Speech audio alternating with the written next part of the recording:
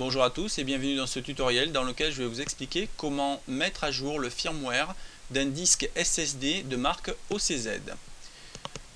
Comme j'ai pu vous l'expliquer dans le tutoriel consacré au formatage d'un disque SSD OCZ, un SSD est ni plus ni moins qu'un disque de stockage utilisant des puces comme dans les clés USB. Maintenant, je vous ai aussi montré où aller récupérer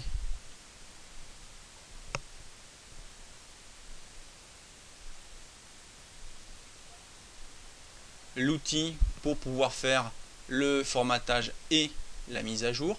Donc je vous le redis encore une fois, et en arrière, voilà, on va sur OCZ Toolbox, on choisit ce lien là, et ici vous choisissez l'outil qui vous convient. Donc moi le produit qui vous convient, moi c'est pour un Vertex 3, voilà. Ensuite je le télécharge ici, une fois qu'il est téléchargé je le dézippe, puis je lance le logiciel. Si vous voulez voir un petit peu mieux comment on fait, allez voir le tutoriel sur le formatage d'un SSD. Pour vous permettre de faire la mise à jour d'un SSD, il faut vérifier que vous êtes bien en mode AHCI.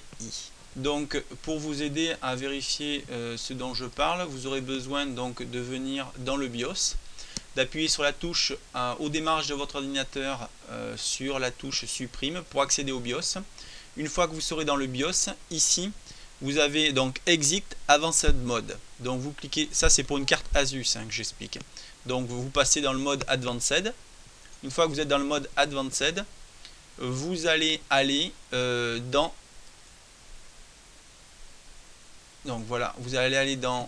Advanced, dans l'onglet Advanced, et ici vous allez pouvoir choisir les paramètres SATA configuration.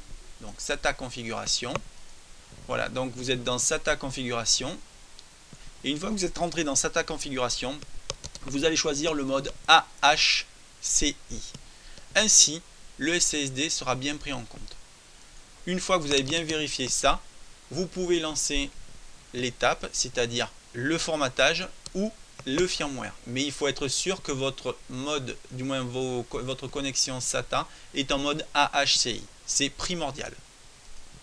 Donc je vais démarrer l'OCZ Toolbox. Je fais oui. Et maintenant, il voit bien mon disque dur. On voit à nouveau donc le modèle, la capacité, le numéro de série et le firmware actuel. Donc comme on a pu voir tout à l'heure sur la page du site internet, actuellement ils sont en 2.25. Moi je suis en 2.15. Donc je vais mettre à jour le firmware de ce SSD. Pour ce faire, je vais venir donc sur Tools et je vais faire Update Firmware. Donc il me dit qu'en gros le fait de mettre à jour le firmware me fera perdre les données sur le lecteur. Et il me demande si je suis sûr, je fais oui.